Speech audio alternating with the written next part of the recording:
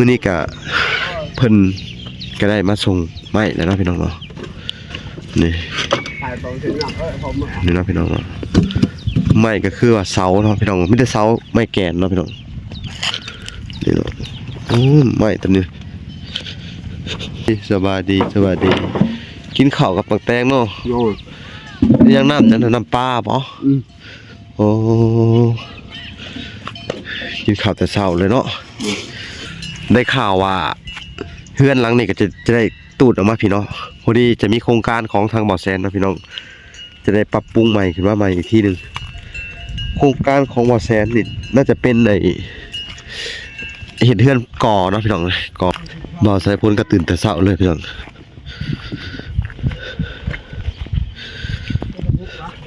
ป้าพี่น้องเลย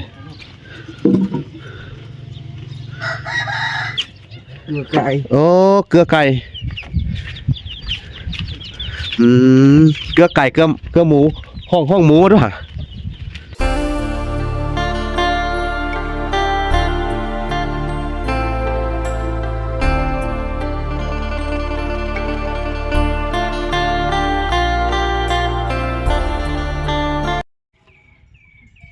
โอเคเนาะทุกคนเนาะกราบสบายดีพ่อแม่พี่น้องเบิร์ดสุขคนเนาะกันยินดีเข้าสู่ช่อง YouTube เบาหลาสายบุญคุณธรรมนะทุกคนทักทายสบายดี FC ทางฝั่งไทยและ FC ทางฝั่งลาวและ FC ทางต่างประเทศนำเด้อสบายดีผมเนาะพ่อแม่อยู่ทางต่างประเทศเนาะ USA เนาะทุกคนว่าจะไทยและลาวเนาะมื้อนี้ก็เพิ่นก็ได้มาส่งไม้แล้วเนาะพี่น้องเนาะนี่เนาะพี่น้องเนาะไม้ก็คือว่าเสาเนาะพี่น้องมีแต่เสาไม้แกนเนาะพี่น้องนี่เนาะไม้ตัวนี้เสาไม้แกนรักไม้แกนเนาะไม้แดงเสาไม้แดง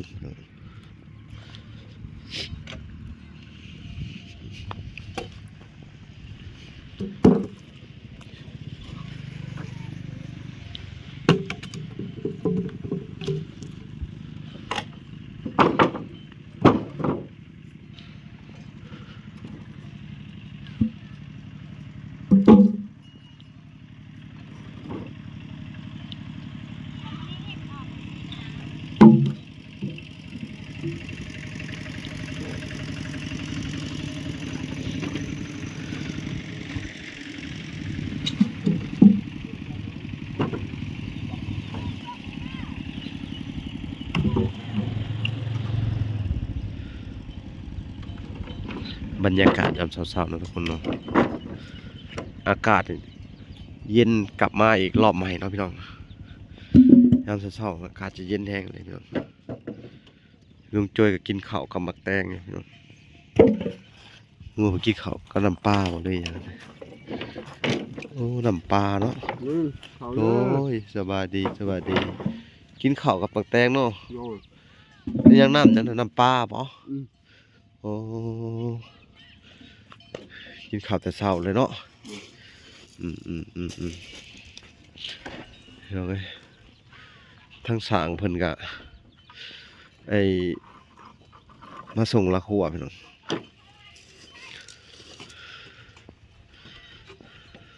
นี่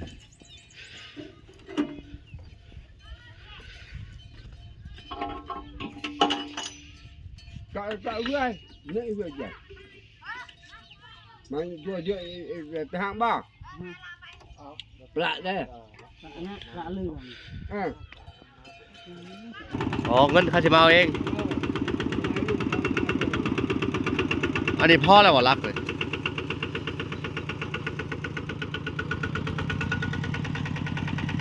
เงินเพิ่นมาเอาเองเนาะพี่น้องจะหน่อยไม่กับรักน้อยอย่างกับจริงพี่น้องแต่ว่าเป็นรักไม่แกนเนาะ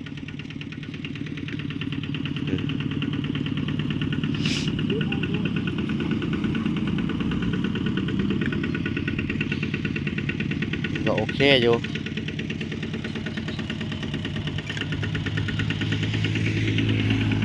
บรรยากาศยามเช้าๆพี่น้องเอ้ย ดี๋ยวเวลาจะถ่ายลักหัวให้ทุกคนได้เบิ่งกันเด้อเนื้อที่ของลุงโจ้ยกระชิบประมาณนี้เนาะพี่น้อง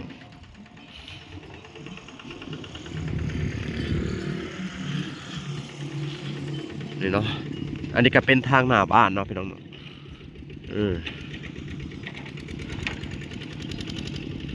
หน้าบ้านแหละบอลลาก็จะ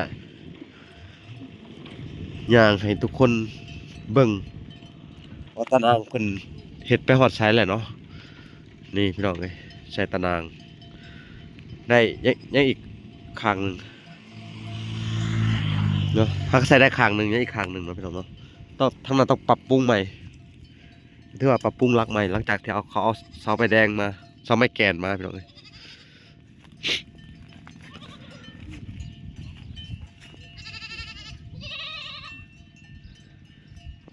นี่พี่น้องเอ้ย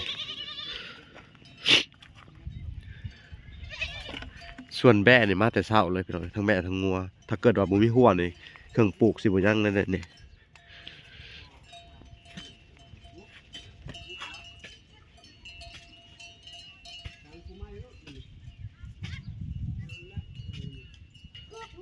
นี่เนาะทุกคนเนาะ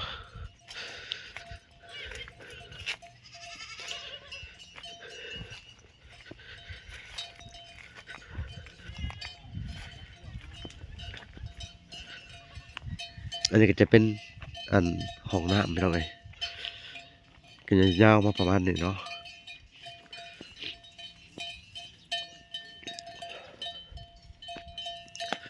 อากาศมื้อนี้ก็เย็นแห้งเลยพี่น้องเอ้ยเย็นแห้งเลยนี่แต่ว่าดินเพิ่นอยู่ข้างนอกพี่น้องเอ้ยนี่น่าเสียดายนี่ดินที่ร่วนชุยแล้วเนาะเข็นไปใส่พังก็น่าจะได้แต่ว่าอ้อมตะนางเลยพี่น้องเอ้ยใส่ตะนางเลยแต่ว่าทางละขั้วนี่ก็ต้องสามไม้อีกทีหนึงพี่น้องเอ้ยให้ทางบ่อสดสายฝนสามไม้พี่น้องนี่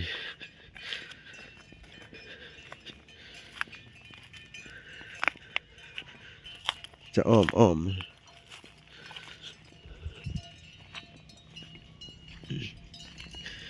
มันก็โอเคอยู่พี่น้องเอ้ยเสร็จตะนางเรียบร้อยเลยเหลือแต่ไปนี่พี่น้องเอ้ยแล้วพังนั่นเนาะนี่พี่น้องเอ้ยแล้วจะถ่ายให้ทุกคนได้เบิ่งทุกมุมเลยเนาะได้ข่าวว่าเฮือนหลังนี้ก็จะได้ตูดออกมาพี่น้องพอดีจะมีโครงการของทางบ่อแซนเนาะพี่น้องจะได้ปรับปรุงใหม่ขึ้นมาใหม่อีกทีหนึ่งโครงการของบ่อแซนนี่น่าจะเป็นเห็นเฮือนก่อเนาะพี่น้องก่อนั่นแหละเฮือนหลังนี้ก็จะตูดมานี่ขยับออกมาอีกน้อยหนึ่งเนาะก็ถึงเวลาพี่น้องจังที่ได้ฮู้กันว่าเพิ่นสิตูดแบบใดขยับแบบใดเนาะทั้งหมดหลักก็ยังบ่ฮู้ชัดเจนเนาะก็ได้ยินแต่ทางคลิปบ่อแซนเนาะพี่น้องนี่ขอบเขตของลุงโจยออกมาพี่นี่พี่น้องรักเขาต้องใส่รักใหม่ไว้พี่น้องนี่ก็จะไปประมาณนี้นะพี่น้อง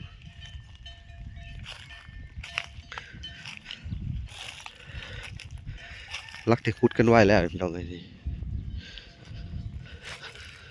เสาเรือหลุมที่ขุดไว้เนาะขุดใส่รักไว้พี่น้อง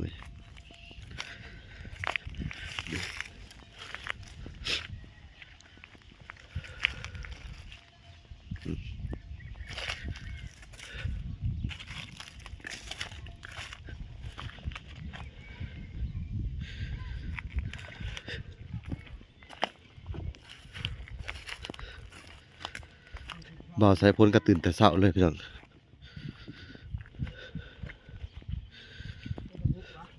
ป้าพี่น้อง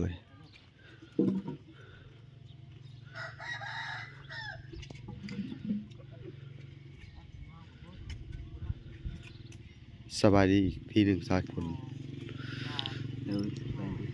หนึ่งข่าวบ้านี่ชิอุ่นข่าวเนาะเขาเย็นยังหลายอยู่พี่น้องป้าอากาศมื้อนี้เปลี่ยนแปลงหลายพี่น้องหนาวแห้งอะไรนี่เนาะทุกคน บรรยากาศยามเช้าๆในเฮือนชายพลเพิ่นก็จะมื้อนี้มีแต่ข้าวเย็นเนาะพลเนาะโอเคเนาะนี่ผู้นี้มันเท้า1หลายมันก็กินบ่เบิดเอาอุ่นแล้วข้าวเย็นเอามันก็แซ่บเด้อบ่เป็นหยังดอกนี่เนาะพี่น้องเนาะมื้อนี้ทางเพิ่นครัวเพิ่นก็สะอาดสะอ้างอยู่ได้อพี่น้องเอ้ยหลังจากสอนมา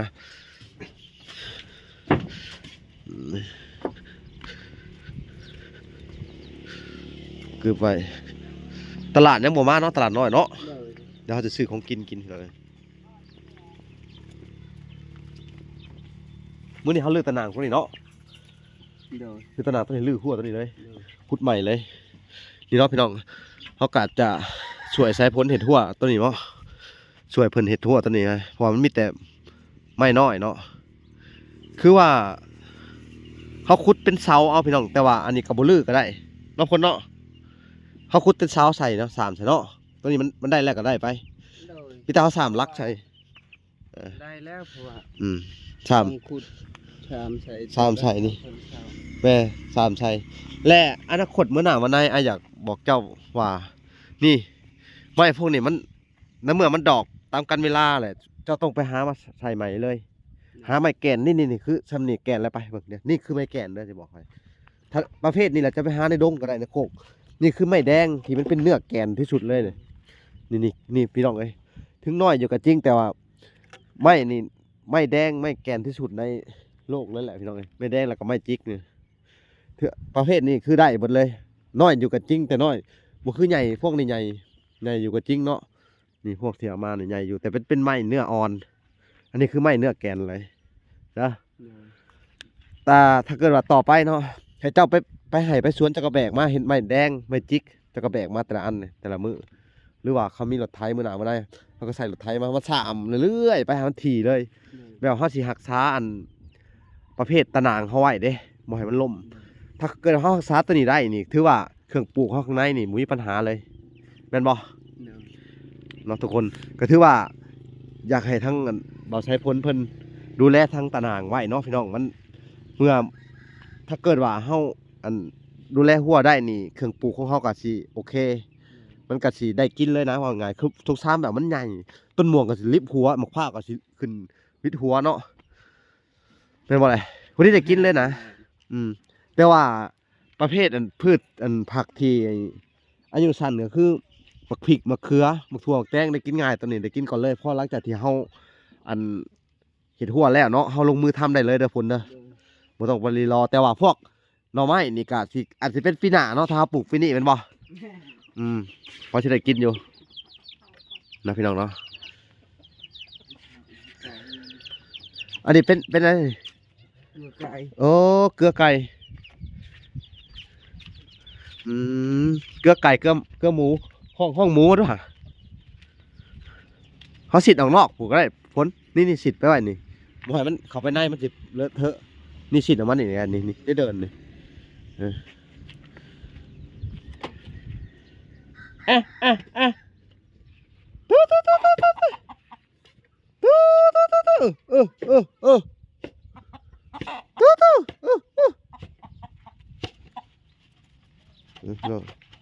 บ่ใช้พ้นกับเกลือไก่ให้ชาวบ้านเพิ่นเลย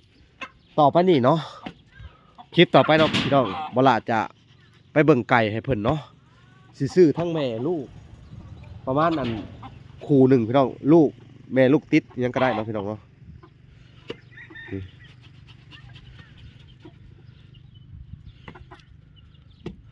อันนี้เป็นข้าวเขาแช่ไว้ให้ไก่เนาะโดยโอ้หลายคนเลยแช่ไว้ขอจักมือแล้วมันเหลือแช่ไว้ตลอดวะโดยแช่ไว้ตลอดเนาะพี่น้องคนว่ากุ๊ก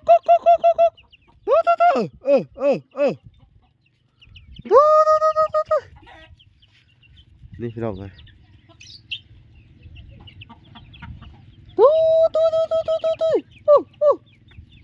หมูบ่เห็นหมูน้อย2 โตนะพี่น้องเลยหมูเอาไปใส่บัดนี้เขาสิได้ไก่เป็นของตัวเองเลยเลี้ยงเอาเด้อบัดนี้เด้อพี่น้องเอ้ยถ้าเขาใส่ตะนางแล้วเขาก็สิเลี้ยงแต่ไก่เขาเองเนาะพี่น้องนี่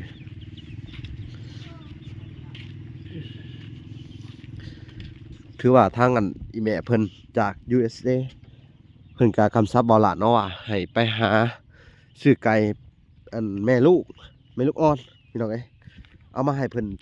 ชุดหนึงก็คือว่าคู่หนึงพี่น้องเอ้ยคู่แม่ลูกเนาะเดี๋ยวเราก็จะได้ไปสอบถามเพิ่นตรงข้ามกันว่าเพิ่นสิขายบ่หรือจังไดเนาะพี่น้องนี่ตารางทางหน้าบ้านก็จะออกมาประมาณนี้แหละเนาะคือมื้อนี้เฮาก็สิได้ลื้อตัวนี้เนาะลื้อตัวนี้ออกมาใหม่นี่พี่น้องเอ้ยนี่ลื้อวันนี้แล้วเขาก็จะสามลักไม้แกนใส่นำนี่ลักไม้ที่เฮามานี่เนาะหน้าบ้านก็สิออกมาประมาณนี้เนาะพี่น้องมื้อนี้อากาศยังหนาวอยู่พี่น้องเอ้ยดูทางถนนหน้าบ้านเพิ่นอากาศเย็นแห้งเลยพี่น้องในนั้นยามเช้าตุ๊เนี่ยหมูมาเลยตุ๊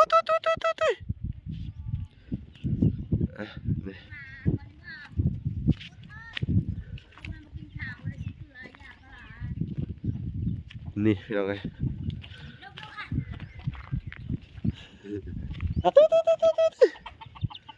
มันมีหมูอัน2ตัวน่ารักเลยจะออกมากินข้าวเดี๋ยวมันกำลังมา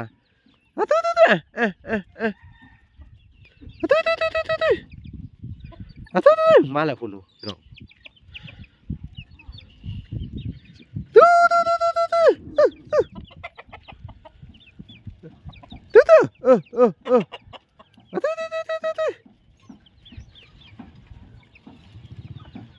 มาแล้วพี่น้องเอ้ย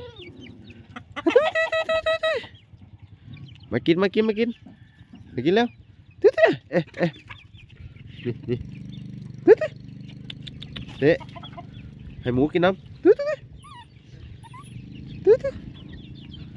เข้าไปกินลูกเข้าไปลูกกินพี่น้องเลยยังมีอีกต้นหนึ่งนะมันทันมาถึงกับญาติกินกันเพราะเข่าเป็นแส่ไว้หลายมือเลยเนาะมันจะแส่ส่วนละแส่ไว้ให้หมูแล้วเข่าแห้งนะพี่น้องเข่าเรือ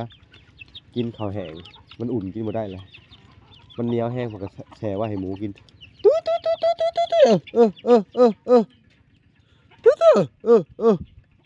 หมอมาอีกตัวหนึ่งนี่ส่วนร้ายก็จะเป็นเป็ดไก่ของป้าข้างบ้านเนาะพี่น้องทางวัดไซพุ่นมันก็จะเห็นเป็นสีขมือ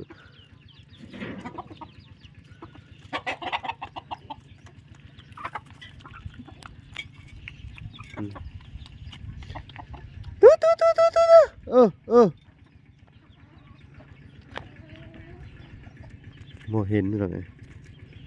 นี่แต่พวกมาน้อยเนี่ยนี่ก็เป็นบรรยากาศยามเช้าๆนะทุกคนเนาะก็สิประมาณนี้แหละเนาะโอเคนะทุกคนคลิปต่อไปเวลาก็จะเบิ่งทางอันบ่าวสายพ้นเพิ่นหรือว่ามาซอยบ่าวสายพ้นเพิ่นเฮ็ดทั่วตัวนี้ต่อเลยเนาะลักพวกกันมาละไปทีมห้อยแล้วเนาะโอเคพอกันใหม่คลิปหน้าเนาะทุกคนบ๊ายบาย